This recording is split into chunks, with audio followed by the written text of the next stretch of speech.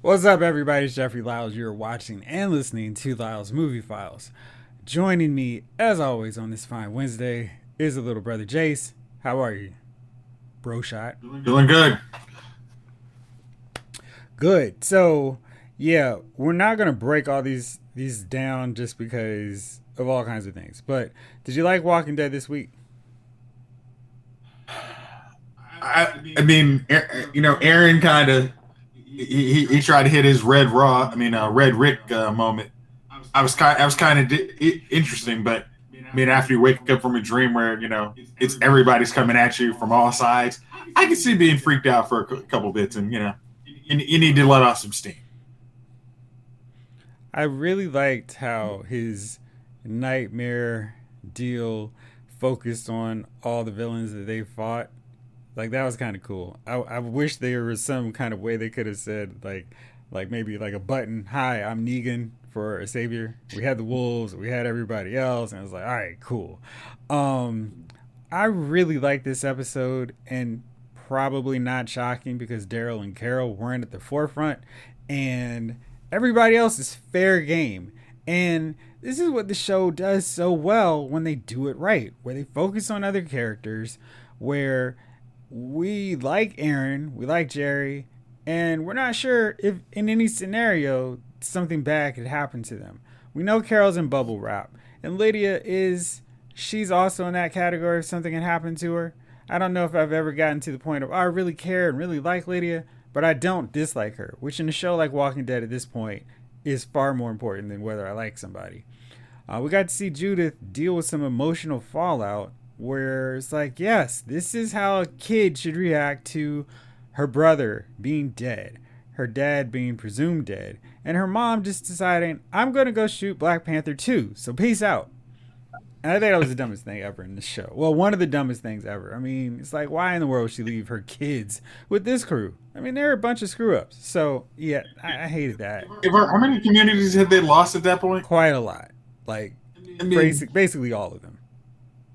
yeah, it's like if you guys needed I know you don't want to write off RJ and Judith, just because Michonne's Judah leaving. just because, but it's like, guys, there you can't have Michonne leave and just like, I'm just gonna go, and it's not even like, oh, we assume she loves both these kids as her own, so it's like she just pieces out for no real good reason, just like, I think there's another way.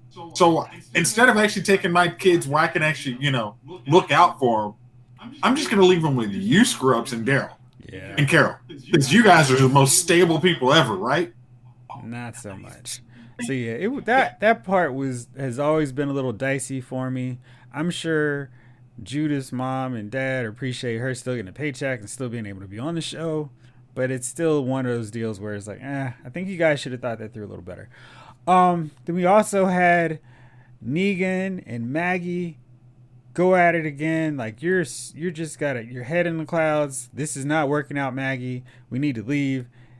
And then it was like bad negative reinforcement because Gabriel and Elijah did show up, and it's like, oh man, Negan's right, but you guys are making it so Maggie's gonna think she's right. So I was like, okay, well, This is Providence. They're here. It's like, no, everybody else is dead in this group. I mean, it's literally your whole group is dead. They're not. I don't remember how many more people they have, but it's like two people who didn't die magically in the evading the Ravagers Reapers, in the damn. Huh? Reapers. A Reaper, yeah, who magically evaded the Reapers at night while the Reapers have night vision goggles or whatever the heck they were pushing. Yeah. Yeah, So, but anyway, I really liked this episode. Thought it was good. Like to see Aaron step up. I really feel like they could have just made Aaron more of the main leader instead of trying to do this democratic. Everybody's a leader, because I think Aaron Ross Marquand does a great job, and I think The Walking Dead is the kind of show that could easily handle having a LGBT character front and center and have him more developed than, yeah, he's one of our gay characters. I think they've done a really good job with him, and he could have been the guy for me. I mean, and another aspect of it is like he was the one who was always going. I mean, when Alexandria was we were first introduced to Alexandria. He was the guy bringing people into the Yeah, community, exactly. and now after their community, he's one of the original non-getting your face in enough members of Alexandria. So I think he would have more say. Like, hey, this has really been my home for maybe 10 years. This is my community. I don't want to give it up. So I should be the leader doing things to make sure this community thrives and not listening to whatever harebrained idea Maggie or Gabriel has, or I'm going to actually try and make this thing work before it doesn't. Yeah.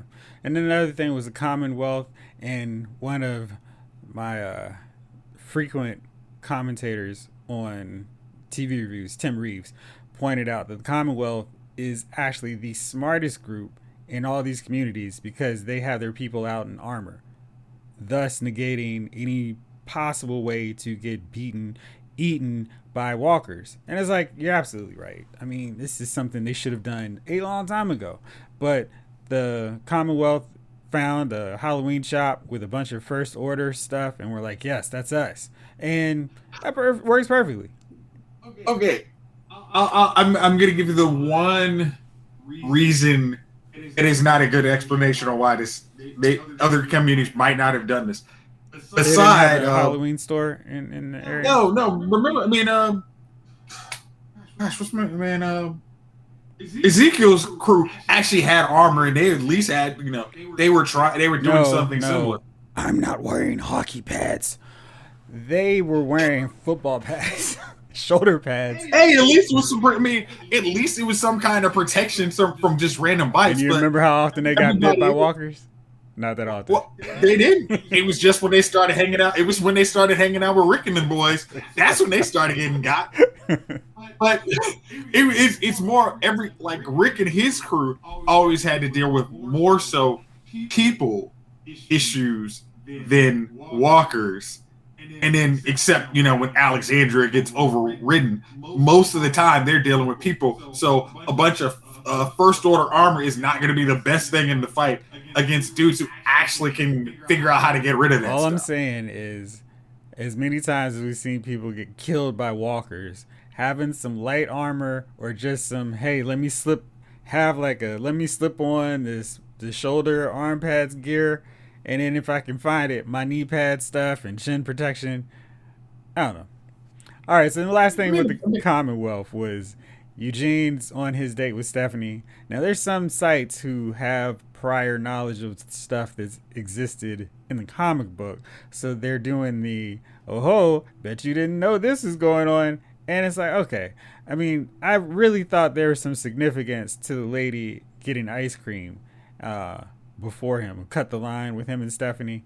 And thanks to a little early reading, I guess not early reading, just theories, which are probably true because of existing knowledge, it's going to pan out. But I think that's going to be interesting to see that on the show. But I'm loving the Commonwealth stuff. I am firmly on Team Commonwealth. I don't think they should help the former Rick crew whatsoever, because much like the crew on Fear the Walking Dead, which would have destroyed the Commonwealth in 72 hours, Rick's crew would mean well, but ultimately it would go the way of Hilltop and Alexandria and Oceania and Arcadia, everything.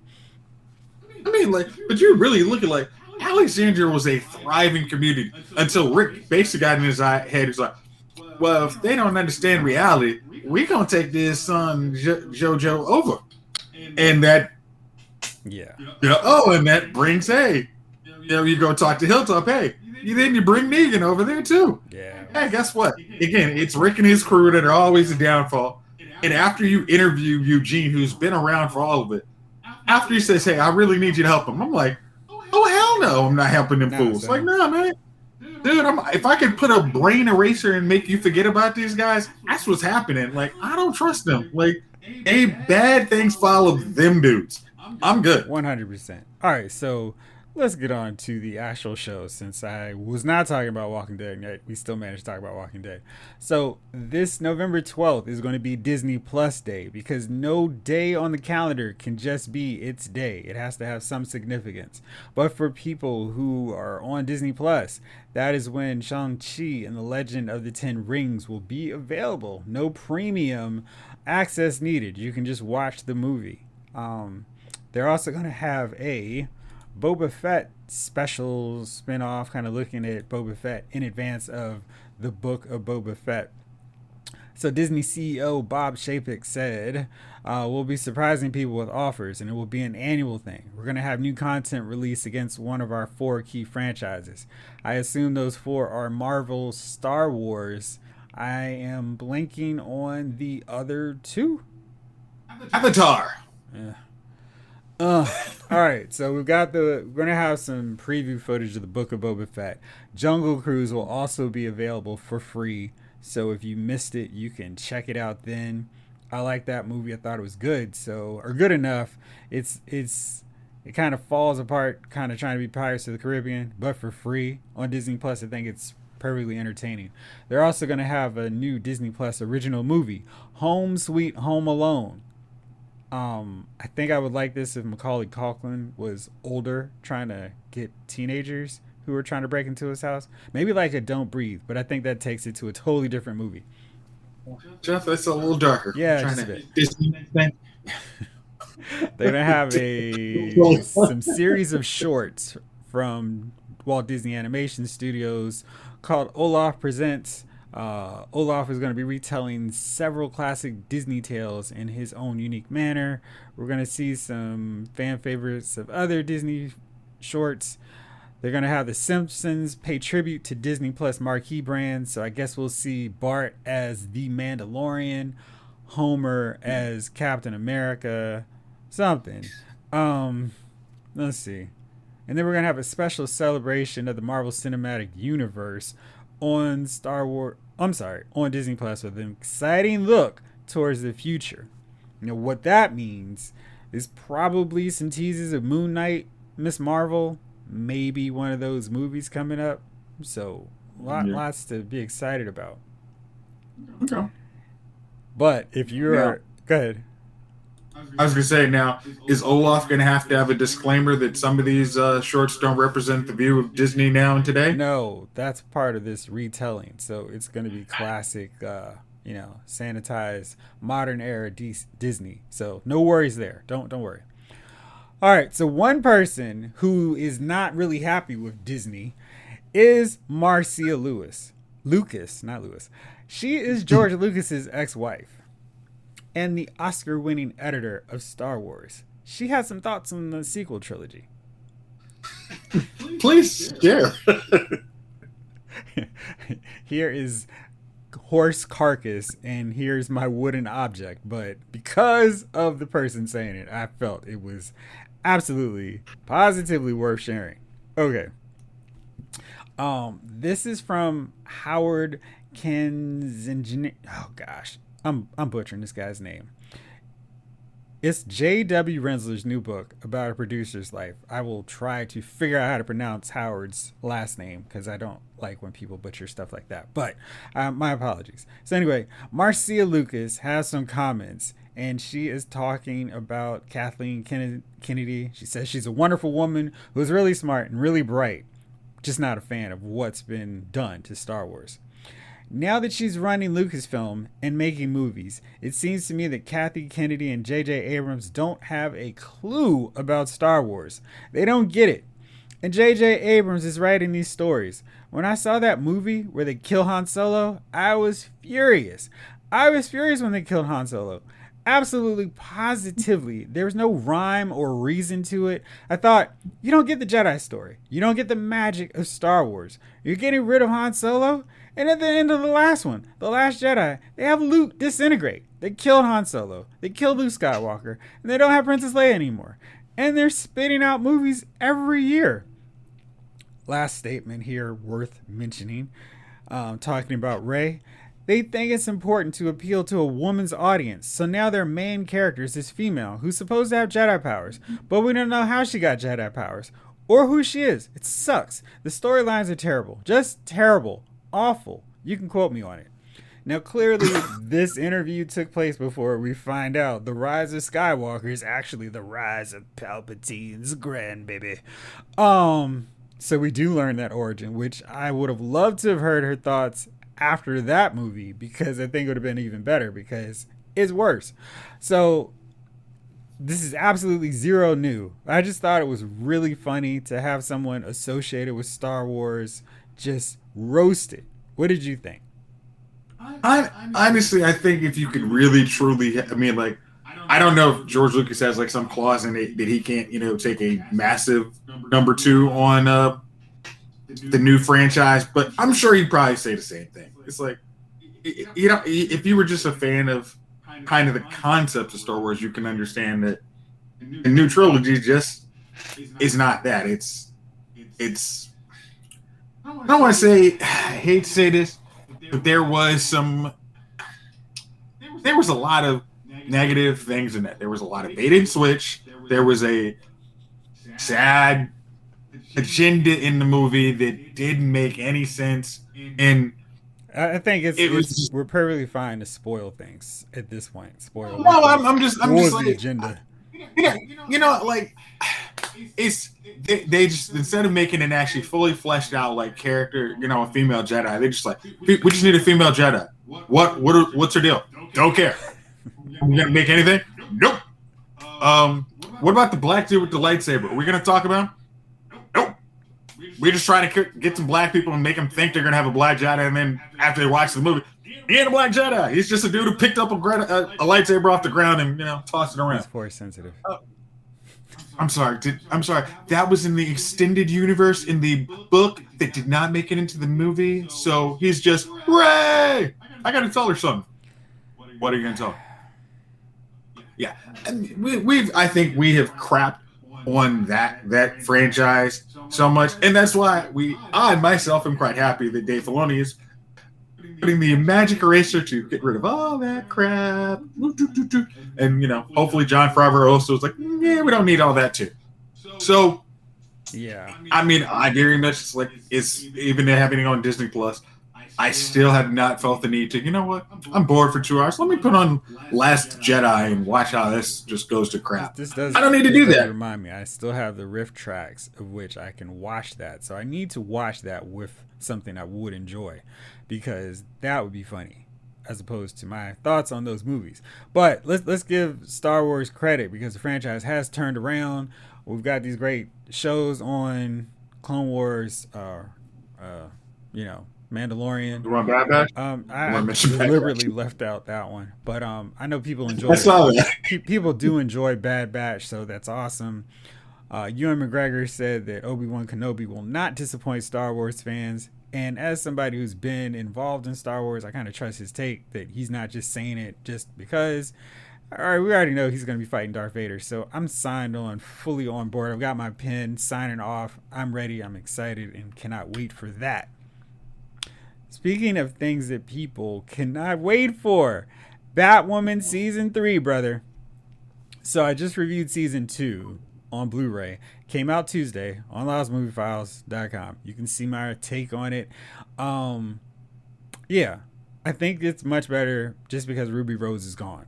They've announced that she's going to have 2 new villains. And I'm sure you're anticipating 2 wholly original villains that are total Batwoman creations, because that's where the show thrives and flourishes, with all new original villains. Okay.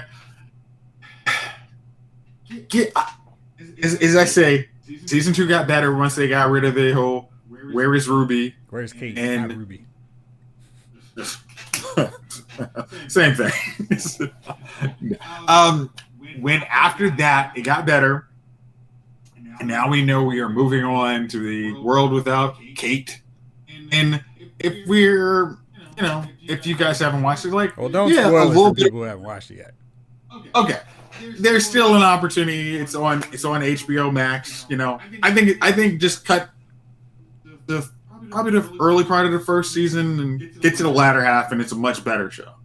I remember I was about to drop it, but then I saw him kind of putting in little like, no, we're still sticking with Java is still Batwoman. Don't get crazy. We've turned the page, and I think once I got through that, I'm like, okay, this is a better show.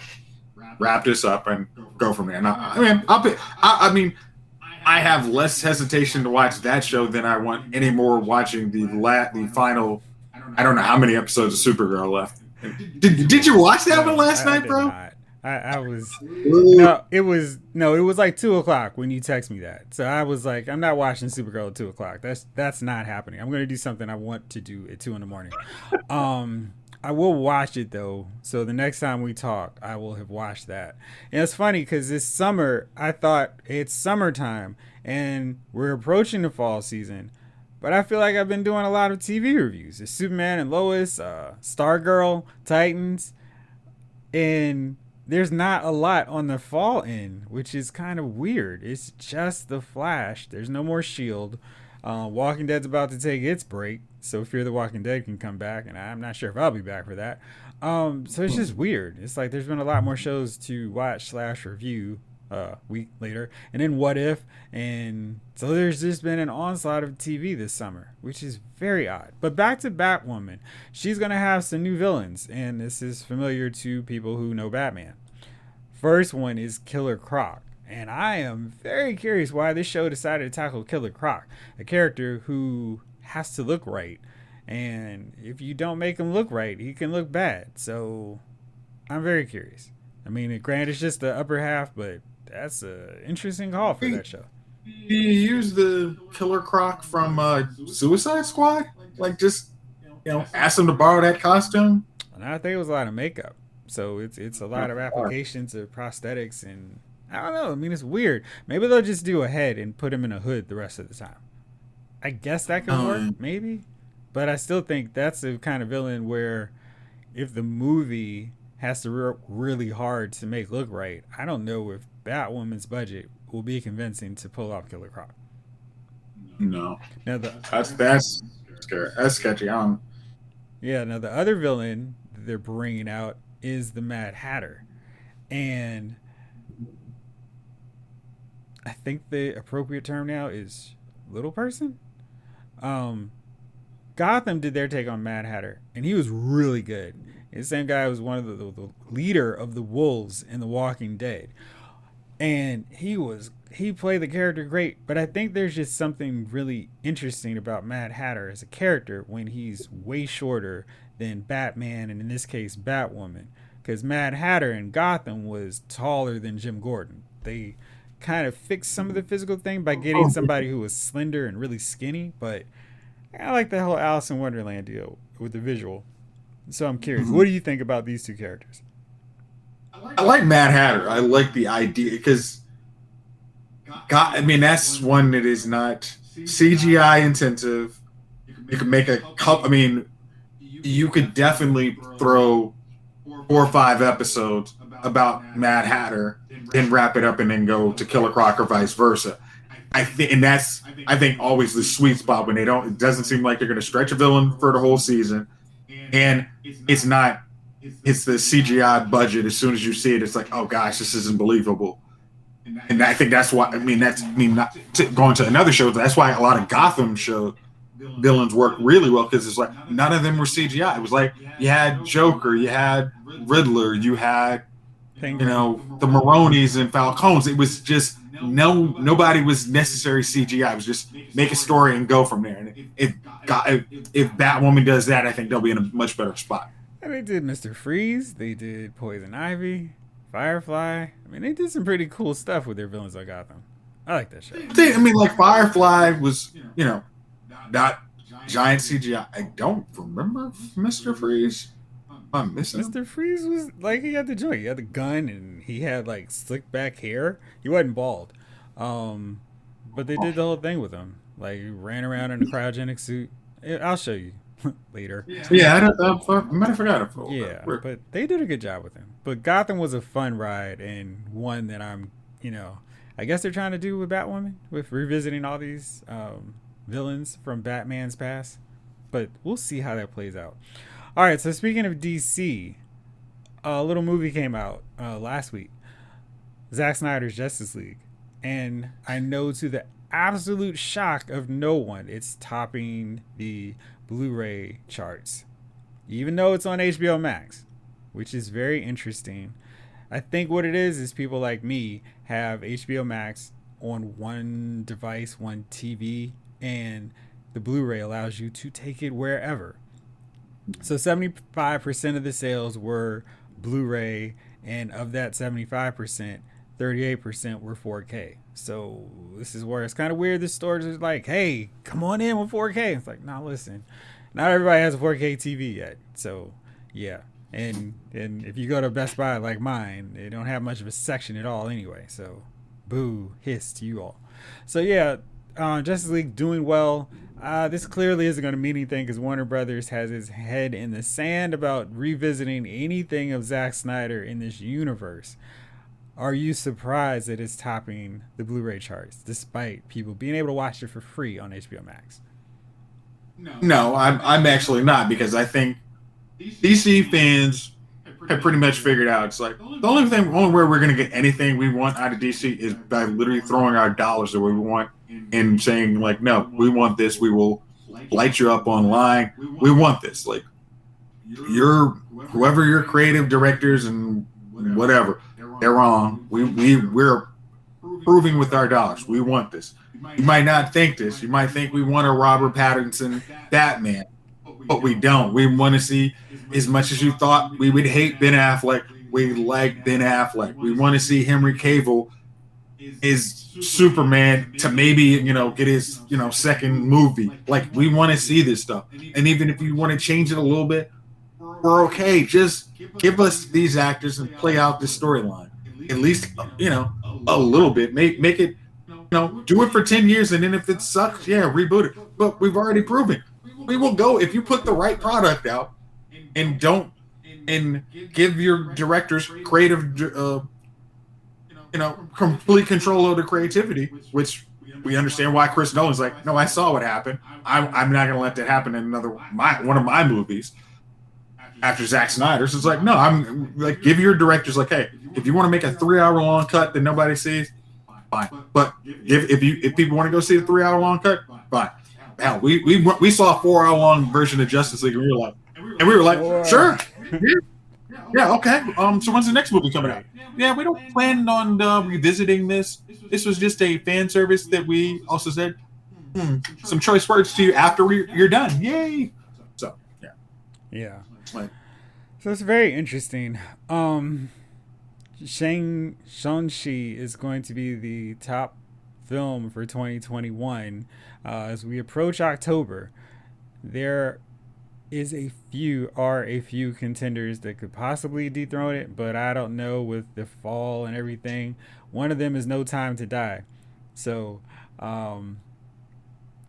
movie theaters are still requiring you to wear masks through these movies, and I'm finding that very interesting because where I don't have to wear a mask to watch movies? Home. And I know it's their thing of, oh, we really, really, really want people to come back to theaters just to keep that thriving empire going. But I'm like, listen, put your stuff out on streaming platforms, do a 30-day theatrical window, because it's not comfortable wearing a mask for 2 hours to watch a movie. It just goes against the whole thing. And did you enjoy your Candyman experience at the movies last time you went to see a movie? Okay. I don't want to gripe. This is literally like, we got into the movie. It's like an 8:00 movie. And then like maybe 4 people over. It looked like they hadn't seen each other in, 5 days because they couldn't shut up for like the first 20 minutes of the movie. We had to hiss them. You're like, shh. You're like, okay. Y'all are crazy. I'm not trying to get too bucking Candyman, but seriously, it was just like, wow, this is what I didn't. And then you had the random maybe teenagers laughing at nothing. You're just like, yeah, I paid $30 for this. You know what I could have done? I could have called Jeff, and he would have told me that I could just rent this on cable the same dang night, and I could have had my popcorn, some pizza, all for under $30, and I would not have had to shush anybody, you know. I don't know. I think maybe the movie was $30, but I think the whole comfort would have been better to spend that $30. Like if you had a choice of how to spend your $30, I bet most people would prefer to spend it at home and not have to worry about concession, not have to worry about talking teenagers or anybody disrupting the movie experience for them. Honestly, I mean, like it was just for two of us. All total was over $50, and it was like, wow.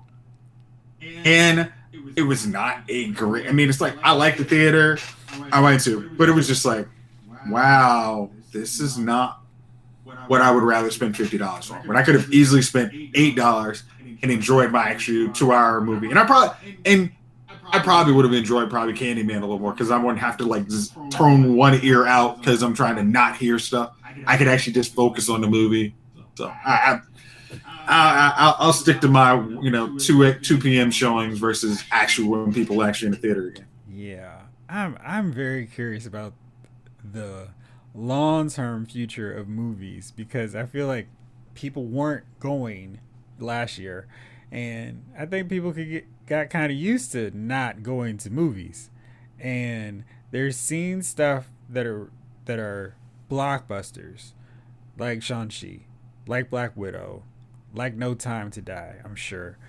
But these other films are doing terrible. Like this new Clint Eastwood movie, Cry Macho, did awful.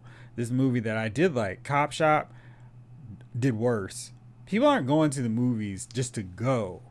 Now it's like, do I really want to see this? Do I need to see this on the big screen? And I feel like by and large, it's no. Like, I don't know how soon we're gonna get back to pre-pandemic numbers, but I think it's gonna be really interesting.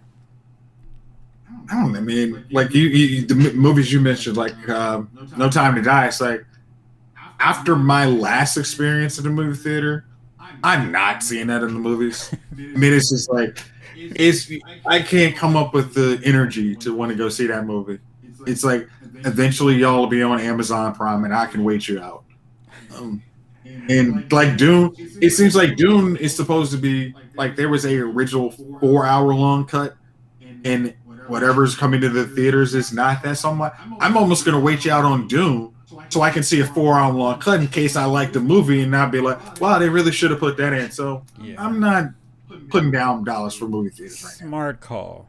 And speaking of smart, let's talk about our nominees for Dummies of the Week. Who you got, bro? Oh man.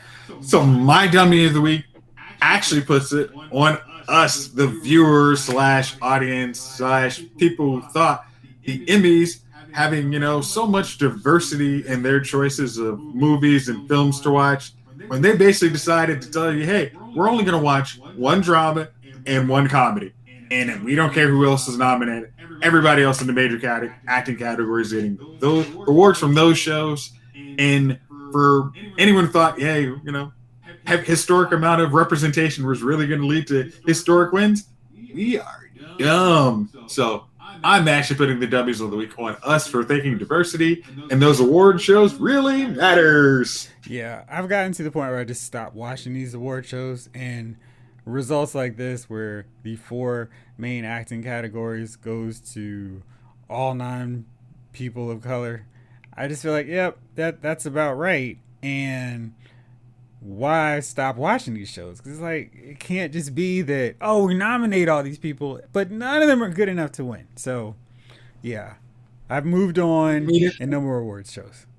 And the funny thing is, like, it was like I don't have Apple Plus, and it was like it was kind of the critics were saying the critics, I guess, who didn't vote said that Ted Lasso was kind of an off year, wasn't as funny as the first year, but magically he sweeps all the comments. Like, really, they're always a year behind. They're always a year behind on that stuff. Like, this was something that everybody liked. Okay, let's give it awards next year. So it's just how it goes. Yeah, but that doesn't actually ever work for the black shows. They're done.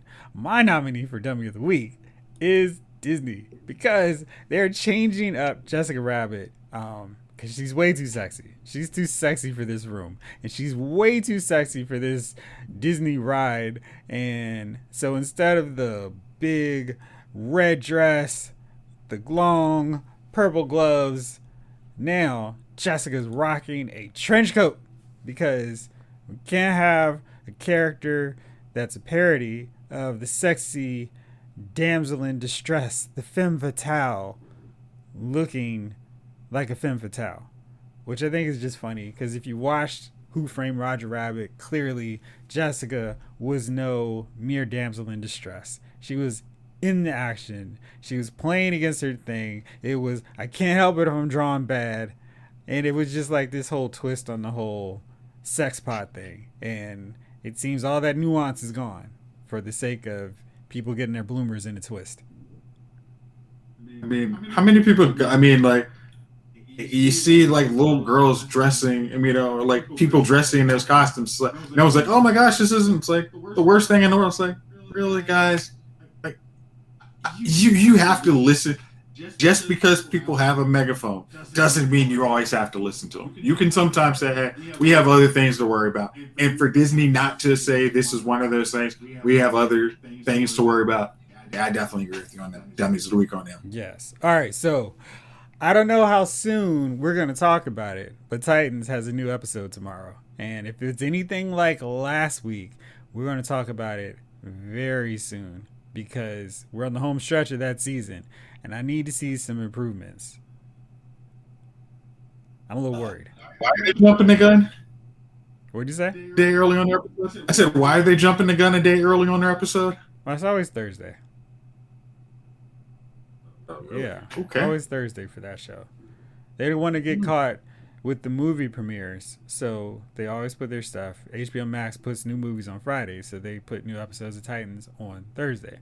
But this week also shows and has the first episode of Doom Patrol season 3, which I think is going to take a little bit more attention because people really like Doom Patrol, and Doom Patrol is a show that's impossible to jump the shark because they killed the shark a long time ago with the fart and donkey, and they just don't care. And it's like, I'm all on board with your wacky universe because you have freedom to do whatever the heck you want to do and you make it entertaining. So we'll see what happens there. Bro Shot, thanks for rolling with me. As always, thank you all out there for listening. This episode of Lyle's Movie Files has been filed.